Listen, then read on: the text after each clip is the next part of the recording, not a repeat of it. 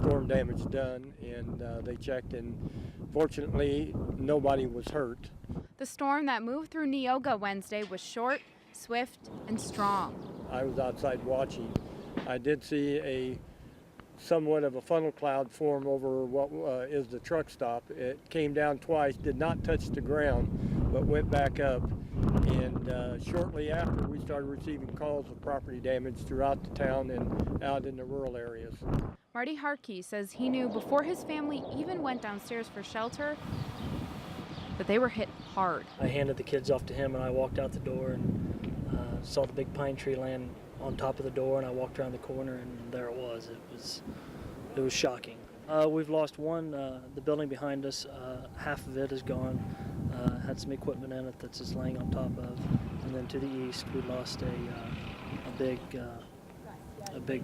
It was a big barn. It's old. I don't know how old it is. It's several years old. But in the small town of Neoga, help came from all directions. We've had several helpers today, other farmers, other community members. The grocery store uptown brought some breakfast by. And Harkey says at the end of the day, the buildings may mean a lot to him. The building to the east was here when Grandpa bought the place. And it's got a lot of stories behind it. He could have lost much more. But recovery-wise, that's the hard part, but yet it's the easy part because it's not our homes, and it's our farm, but yet it's replaceable.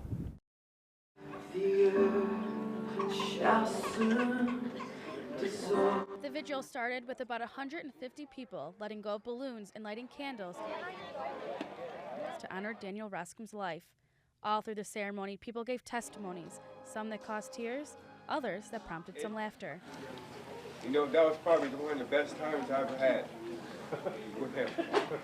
And the last time I seen him, I never thought that would be the last time that I seen him. Friends of Rascom, like Chelsea Gross and Kevin Simmons, say they're going to remember him in a unique way. We have a pair of his sunglasses, so we'll probably, put them up on the mantle, just keep a reminder that life is too short. I think you honor their memory, you respect their memory, and in your own heart, and you move on. Simmons says Daniel probably never knew the impact he had on people during his life. He touched a lot more lives than he probably ever knew. I mean, that's the sad part about a young man's death. I think they don't realize how much they touch people, or did touch people, and still are touching people. Daniel's brother-in-law, Brian Hickman, says the service was something he never experienced before. All things came into but he'll remember it forever.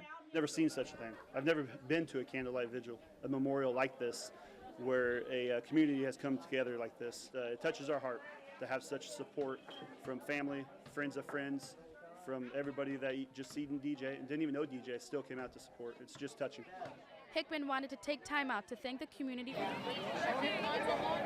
for all their efforts and support. He especially wants to thank two people from the KZ Police Department, Mark Jenkins and Nick Gilbert, who treated his family like their own.